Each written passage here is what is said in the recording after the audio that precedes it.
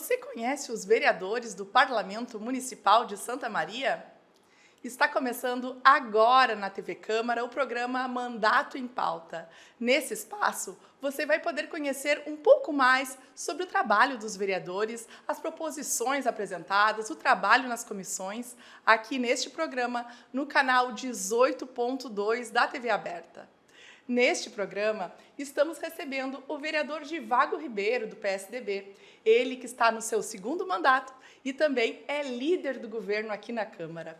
Vereador, muito obrigada pela sua presença mais uma vez aqui, para trazer esclarecimentos para o pessoal que está nos assistindo, para a comunidade em geral, sobre o seu mandato aqui no Mandato em Pauta. Eu que agradeço essa oportunidade, sempre importante a gente comunicar o nosso trabalho, trazer para que toda a população conheça um pouco mais também da nossa história aqui no Parlamento. Esse que é o segundo mandato, então com certeza a gente tem bastante coisa para apresentar. Vereador, como o senhor colocou, e eu também citei no início do programa, esse é o seu segundo mandato.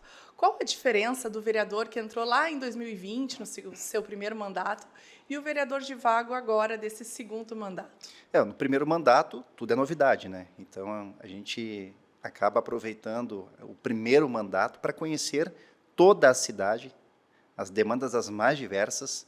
Tive a oportunidade de ser presidente, inclusive, do Parlamento, e isso abriu tantas portas também para conhecer todos os nichos da sociedade santamariense, a representatividade que nós pudemos ter em relação ao Parlamento Municipal, as conexões diretas também com a capital, representando aqui o Parlamento, e, oportunamente, nós tivemos aí, pelo voto popular, a condição de estarmos no segundo mandato, e uma aprovação que nós também ficamos muito satisfeitos, felizes, que nós praticamente dobramos a votação em comparação ao primeiro mandato. Nós fizemos no primeiro mandato 1.309 votos e agora foram 2.507 votos. Vereador, ser presidente de uma Câmara tão representativa quanto a Câmara de Vereadores de Santa Maria deve ser um grande esforço, assim, uma grande responsabilidade, não é mesmo? Foi uma prova, porque muito se esperava de vereadores mais experientes até mesmo, com mais conhecimento da política local, e eu me lancei esse desafio como um vereador mais jovem, no primeiro mandato, para estar conduzindo esse importante parlamento, o quinto maior parlamento do estado do Rio Grande do Sul. Nos apegamos muito às questões técnicas administrativas, tivemos uma relação direta com o Tribunal de Contas, justamente para que pudéssemos ser o mais assertivo possível na condução dos trabalhos administrativos aqui da Câmara. Conseguimos diversas inovações, inclusive o próprio estúdio que nós estamos aqui hoje, e para nós foi uma experiência que nos capacitou, inclusive, para enfrentarmos tantos outros temas relacionados à gestão pública. Então, essa experiência nos deu essa oportunidade de interagir também com a gestão do município, junto à Prefeitura Municipal, entender mais sobre processos e, principalmente, um ponto que eu vejo que é o mais importante, que são os servidores, que, afinal de contas, são os servidores municipais, tanto do Parlamento quanto da Prefeitura, que fazem o trabalho, que conduzem, então, aquelas demandas que nós temos diariamente, tanto aqui no Parlamento quanto no Poder Público no município, no caso, a Prefeitura. O senhor citou a questão da idade, Então, no primeiro mandato, o senhor era o vereador mais jovem, se eu não estou enganado, e agora o segundo mais jovem, Só perdendo para o vereador Lorenzo, acho que o terceiro, acho que a vereadora Alice também é mais Ah, a vereadora nova. Alice, isso. E aí, o que representa essa renovação na política? Eu fico muito feliz, porque a gente observa que a sociedade santamariense quer justamente essa renovação, novas ideias, uma intensidade de trabalho diferente. Eu observo os vereadores mais novos, que nós temos essa dinâmica de estar em vários lugares, quase que ao mesmo tempo, justamente porque nós temos uma geração que entende a sociedade de uma forma diferente, justamente por querer agilizar esses processos, e essa proximidade também com a população é algo que nos favorece muito, no sentido de que as pessoas querem conhecer quem são esses jovens vereadores. No meu caso, a gente tem aí portas abertas em todas as comunidades de Santa Maria, e com isso a gente observa que Santa Maria tem projetado, digamos assim, um futuro diferente, por oportunizar também a nós jovens, estarmos aqui nesse papel de decisão do futuro do município. Sobre essa questão da juventude, né? O seu mandato é um mandato muito virtual também, né? O senhor Sim. tem uma presença digital muito grande. Até recentemente, né, neste ano, tivemos uma enchente muito grave aqui que atingiu o Rio Grande do Sul e o senhor estava lá atuando e mostrando quase em tempo real, né, o que estava acontecendo aqui. Qual a importância dessa proximidade com a comunidade via redes sociais? Eu acredito que esse é o fator ou o ponto principal do mandato, é a comunicação, né? A gente, obviamente, cumpre todas as agendas aqui no Parlamento, né, onde nós temos as sessões, temos as comissões, mas, principalmente, a agenda que nós realizamos fora do Parlamento, fora do gabinete, na rua, na calçada, por vezes debaixo d'água, né, que nos aproxima da população e mostra, de fato, o nosso trabalho, a nossa intenção com o município. Enfrentamos, mais uma vez, uma enchente esse ano, e não foi diferente das outras, e eu conheço enchente desde 2005, quando eu aprendi a navegar pelas águas, e nós aproveitamos esse conhecimento, essa técnica, inclusive em resgates, para ajudar de alguma forma. E não como parlamentar, já como cidadão mesmo, porque a gente se sente na obrigação de colocar nosso conhecimento em prática, ajudando as pessoas que mais precisam naquele momento. E na região que eu me criei, que eu conheço muito bem, que é a região lá do bairro Itararé Campestre, que sabemos que sofrem com essa questão dos alagamentos, a gente já se coloca à disposição, emitindo sinais de alerta, chamando a atenção, né, para que as pessoas possam prevenir, né, em relação ao que pode acontecer nas enchentes. E esse trabalho, né, tem sido reconhecido e a gente tem um grande número de apoiadores e voluntários que também somam esforços na hora que mais precisa. O seu trabalho, a sua história, na verdade, começa lá no bairro Itararé, mas o senhor é um atleta olímpico. Como essa sua experiência no esporte lhe ajuda no mandato de vereador também? Resiliência é a palavra que eu aprendi e pratiquei no esporte, né? O esporte ensina muito, né? E principalmente a ser resiliente, a ter condições de focar numa estratégia, de buscar um resultado, né? Nosso ciclo olímpico é a cada 4 anos, e coincidentemente é o ciclo, né, das eleições. Então, o fato de nós termos um aprendizado diferente para o meio do esporte, eu só traduzo isso para o meio político, né? Da gente acreditar num propósito, de lutar diariamente para que isso aconteça, né? E ter essa resiliência, saber que temos que ter calma, tranquilidade e acreditar nesse sonho, né? Nosso mandato traz metas audaciosas, até mesmo para o município. Tratamos recentemente das questões que envolvem a aprovação do Parque da Barragem. Podemos articular isso no meio político para que pudesse acontecer. Estamos próximos da realização, então, dessa grande infraestrutura, melhoria da infraestrutura na região, para que a comunidade se sinta contemplada com uma área de lazer, mas principalmente o propósito que é a sustentabilidade, o desenvolvimento social econômico por meio da sustentabilidade e também o desenvolvimento de uma região que hoje é muito carente na cidade, que é a região nordeste aqui do município, né? Então, quando a gente traz metas audaciosas, são propostas que a gente se sente capaz, porque no esporte a gente aprendeu também a buscar sonhos grandiosos. Vereador, o senhor já começou a falar um pouco sobre a sua pauta voltada ao desenvolvimento social com sustentabilidade. Eu gostaria que o senhor falasse um pouquinho sobre o seu projeto que prevê as contrapartidas, né, de construções sendo feitas no mesmo local, na mesma região, né, que elas são desenvolvidas. A gente observa que os bairros, né, sempre têm demandas, e por vezes são demandas simples, mas que acabam não sendo atendidas, né? E que, de algum modo, nós estamos provocando é que aquela região, aquele bairro que vai receber um empreendimento, que vai receber lá um loteamento, vai receber, enfim, algum tipo de investimento privado, que tenha que fazer alguma compensação, uma contrapartida, que essa compensação ou contrapartida possa ser investida na própria região, naquele bairro. Porque, assim, nós poderemos atender essas demandas, por exemplo, uma parada de ônibus, ou até mesmo a reforma de um posto de saúde, a melhoria numa escola, a melhoria numa calçada, são coisas que, no dia a dia da comunidade, faz muita diferença. E nós observamos que hoje não existe um regramento que possa, de fato, garantir que esses investimentos permaneçam nessas regiões. Então, essas compensações hoje, elas acontecem, né, e o Poder Executivo ele tem toda a autoridade para determinar aonde serão investidos, mas nós queremos garantir que esses investimentos permaneçam no bairro, na região, aonde os empreendimentos são acolhidos, são, né, providos para que a comunidade também se sinta abraçada pelo empreendimento e parte desse processo do desenvolvimento. Esse projeto também vem ajudar as regiões que não recebem empreendimentos, porque assim o poder público pode alocar recursos lá. Exatamente, é isso, vereador? Porque nós estaremos tirando uma demanda do poder público justamente para que os recursos possam ser alocados nas outras regiões que não estão, digamos assim, no know-how de regiões que recebam investimentos, né, investimentos privados, né? Então, é uma forma também de ajudar o Poder Executivo, a Prefeitura Municipal, de economizar nessas regiões que recebem esses empreendimentos, esses loteamentos, e poder, então, ter recursos para alocar nessas regiões que acabam não sendo demandadas por grandes investimentos, mas que aí a ordem pública poderão receber esses recursos. Falando de algumas lacunas da cidade, assim, me remeteu agora a questão das praças aqui de Santa Maria. Nós temos recentemente uma praça que recebeu parceria público-privada e está funcionando muito bem. As pessoas têm frequentado bastante aqueles locais.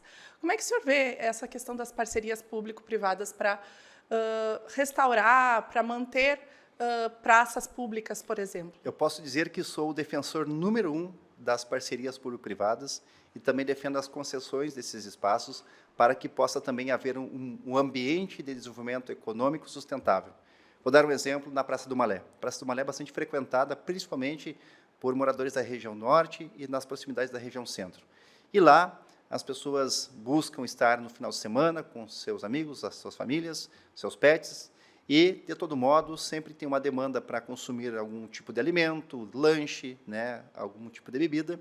Isso faz com que haja ali, né, uma economia, digamos assim, atribuída àquele local. Dessa forma, nós defendemos que hajam parcerias público-privadas para a manutenção do espaço, assim como para prover algum tipo de comércio no local, beneficiando também aqueles empreendedores, microempreendedores, que precisam desse espaço, que precisam também, né, obter a sua renda, o seu trabalho, com essas áreas que possam ser melhor exploradas nesse sentido.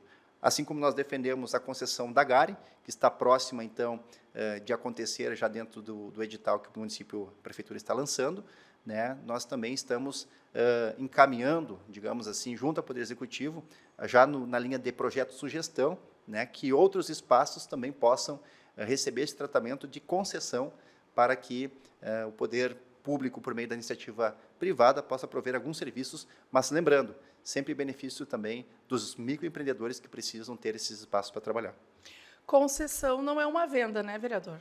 Não, a concessão ela permite, né, alguns serviços no espaço. De forma alguma, o poder público está se desfazendo do espaço. Ele continua sendo um patrimônio público, não deixa de ser um patrimônio público, não há venda, não há nenhum tipo de repasse direto do patrimônio. É apenas uma concessão para que serviços estejam ali sendo prestados, né, justamente que interaja com o ambiente e com a necessidade das pessoas que frequentam aquele espaço.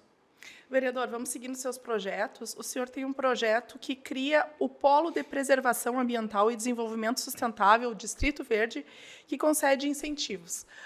Pode falar um pouco sobre esse projeto? Por que o senhor propõe esse projeto? Onde vai ser esse Distrito Verde? Enfim, vamos falar mais sobre essa proposição. Distrito Verde Santa Maria, localizado na região nordeste da cidade, interage com esta face norte aqui, com o nordeste do bairro Itararé, junto à comunidade do bairro Campestre, lá, mais conhecido como Vale do Menino Deus. Tá bem? Nós temos lá mais de 86% daquela área, uma área de preservação permanente, com uma mata atlântica e grandes recursos hídricos, em especial o rio Vaca-Caimirim, que hoje, né, faz parte da nossa calha coletora e é responsável, né, pela barragem DNOS, que abastece 30% aí, né, da capacidade total de água da Corsã destinada para a cidade. Com isso, nós temos um alerta, né? É uma região que ainda precisa ter uma atenção melhor para as questões ambientais. Nós ainda não temos lá o tratamento de esgoto das águas que acabam se misturando os dejetos com o rio Vaca-Caimirim, com a barragem. A coleta de resíduos ainda não é tão eficiente, há muito lixo ainda depositado nas ruas, isso chama muito atenção, não tão somente pelo aspecto, né, visual, mas em saber que esse resíduo, se permanecer ali, vai acabar chegando nas águas do rio Vaca-Caimirim e vai para a barragem também.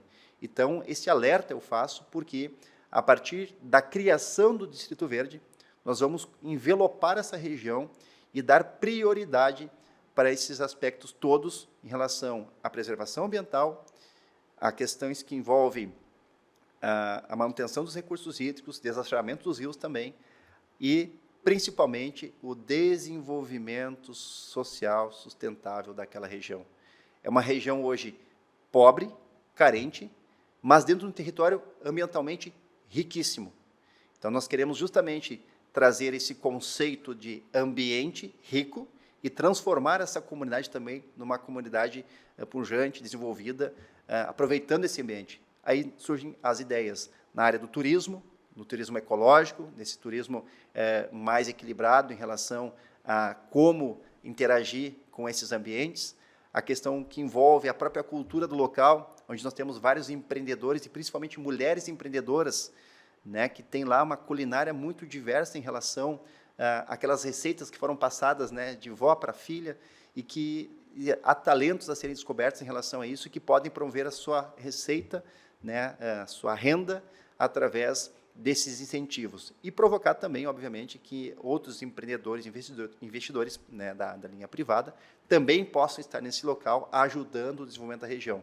Mas a principal pegada é a questão ambiental. Mais de 86% dessa região são áreas de preservação permanente. Eu vejo que hoje é um território riquíssimo para que nós possamos apresentar para a sociedade santamariense como o grande quintal de Santa Maria. Vereador, nessa pegada do quintal, o senhor falou muito sobre a questão dos resíduos que as pessoas depositam de forma errada na rua. Esse projeto também prevê a educação, né, uma divulgação maior do que pode ser colocado no lixo, o que pode ser reciclado, enfim? Com certeza. A educação é o objetivo 01, digamos assim, desse projeto.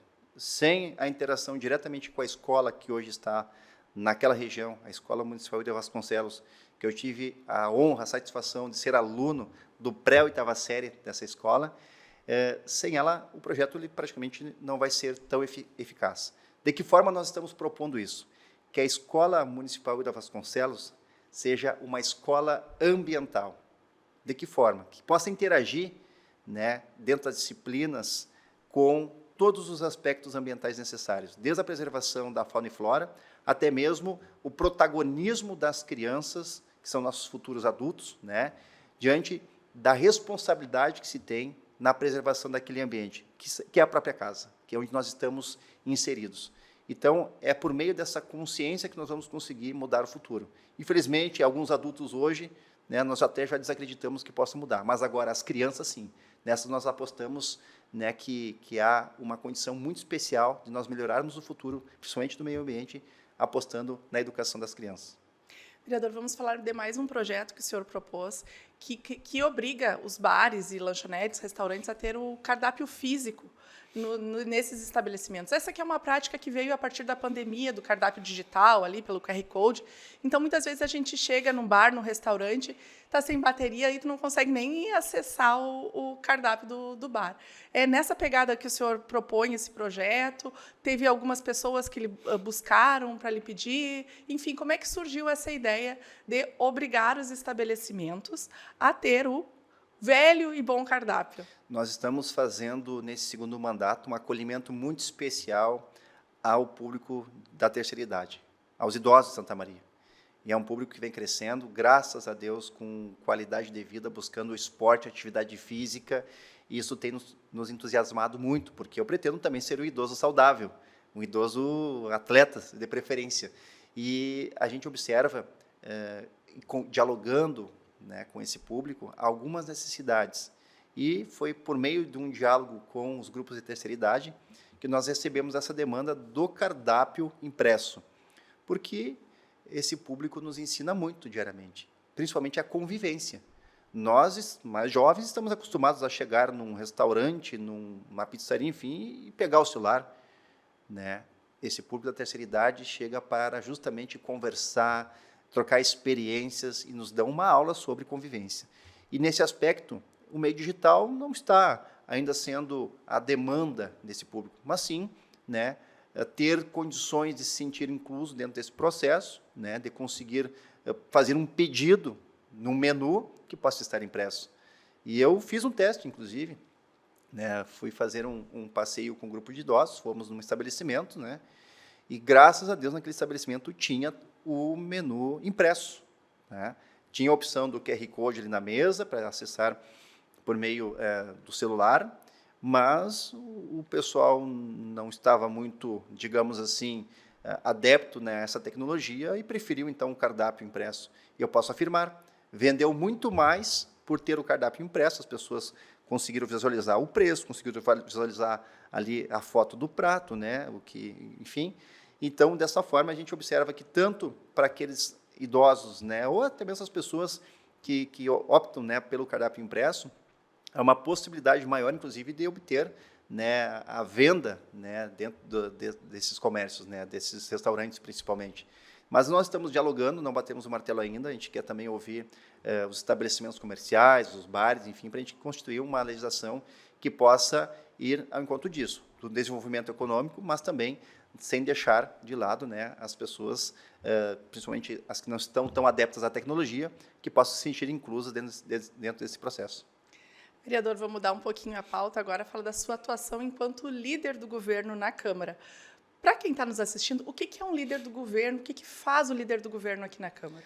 A liderança do governo é responsável, então, né, por tramitar os projetos que são oriundos do Poder Executivo, né, dialogar com todas as bases, principalmente a base de oposição, né, buscando sempre um consenso em relação aos projetos propostos pelo Executivo, buscando sempre algo que possa equilibrar esta relação de situação-oposição, que eu respeito muito.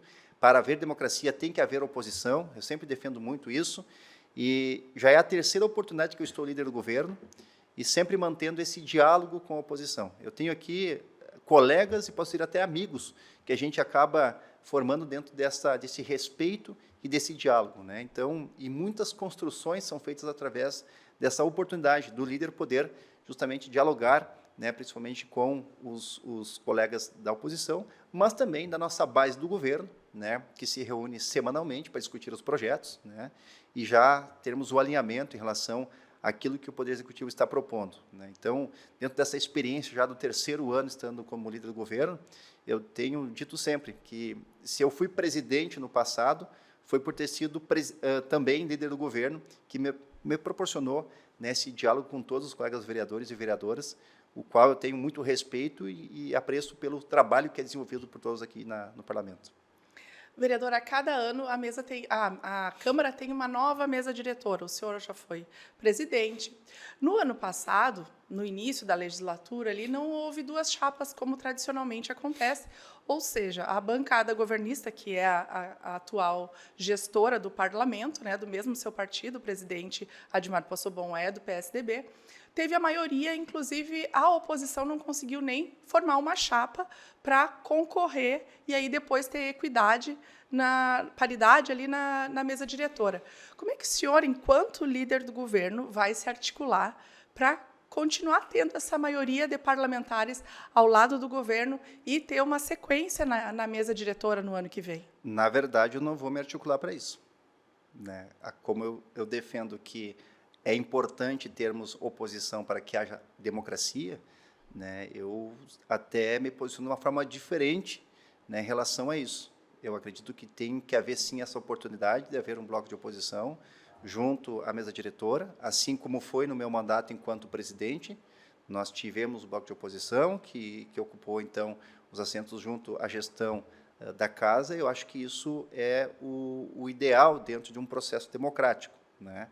Então, o meu trabalho, digamos assim, de bastidor em relação à liderança do governo é para que haja um consenso e também uma composição democrática nesse sentido. Obviamente que o que nos trouxe hoje a termos aqui uma maioria dita governista, né, em relação à mesa diretora, foi por uma desarticulação, digamos assim, do bloco que não conseguiu sustentar, né, todos os vereadores que estavam oportunamente, né, compondo esse bloco de oposição, né? Então, não é muito daquilo que a gente trabalhou, né, no sentido de forçar essa mão, mas eu defendo que nós possamos ter, sim, esse equilíbrio, essa paridade, para que justamente, né, tanto situação e oposição, até mesmo junto à mesa, né, possam deliberar, né, as melhores, digamos assim, decisões para o parlamento. O senhor é presidente da Comissão de Saúde e Meio Ambiente. Uma das pautas que a comissão mais tratou no primeiro semestre foi a questão dos direitos das pessoas com fibromialgia, né? A comissão realizou audiência pública, diversas reuniões sobre a temática. Gostaria de saber como essa temática chega até a comissão e o que nós avançamos nessa questão a partir das inúmeras articulações que a comissão fez. Todas as demandas que são tratadas na Comissão de Saúde, elas são provocadas, né, pelo cidadão, pelas cidadãs aqui do nosso município. E um grupo das mulheres com fibromialgia nos procuraram, buscaram esse acolhimento, promovemos uma audiência pública para ouvir, então, todas essas demandas, e, a partir da audiência pública, né, criamos uma linha de trabalho justamente para que pudéssemos dar as respostas que elas estavam buscando, né, desde o tratamento que é dado lá no USME, nas possibilidades do Hospital Regional também, com as suas especialidades, fazer esse acolhimento especial à fibromialgia, e também a atenção primária, que compete ao município, né, para fazer um melhor acompanhamento desde do início, né, da trajetória dessas pacientes na atenção primária até os encaminhamentos das suas especialidades necessárias, né, durante esse tratamento. Assim como também recepcionamos na comissão, né, as demandas das mães atípicas, né, que tratam da questão do autismo, né, muitas demandas que se tem em relação ao Centro do Autismo, né, Centro de Referência do Autismo Santa Maria, assim como formamos uma subcomissão para tratar das demandas dos aprovados no concurso, que estão aptos hoje, né, a serem chamados para a área da saúde também, e muitos desses já estão sendo chamados pelo prefeito Rodrigo Décimo, já houve o segundo chamado recentemente. Então, a comissão vem desenvolvendo esse trabalho. E, para o segundo semestre, nesse sentido, busca uma proximidade maior ainda com a questão da pauta do meio ambiente, né, porque é uma comissão de saúde e meio ambiente. Nós entendemos que a questão ambiental está diretamente relacionada à questão da saúde, e não é novidade para ninguém que as regiões da cidade que não têm o tratamento de esgoto são as que mais demandam hoje a ocupação de leitos nas unidades de saúde, nas unidades básicas de saúde, principalmente crianças. Basta imaginar que, numa rua onde não tem o tratamento de esgoto, que o esgoto é a céu aberto, essa contaminação acontece de forma direta, por meio de animais que frequentam as residências, ou de forma direta, que é o contato, então, dessas crianças com aquele esgoto a céu aberto. E, dessa forma, uma razão ambiental, né, pela falta, então, do tratamento de esgoto, demanda, então, pacientes para o Sistema Único de Saúde, em especial as UBS, depois os pronto-atendimentos e a UPA. Então, nós queremos enfrentar esse tema junto à Corsã, que tem, então, know-how para tratar o esgoto da cidade, para que nós possamos resolver, lá na origem, muitos problemas que estão sendo agravados hoje na área da saúde pela falta do saneamento básico.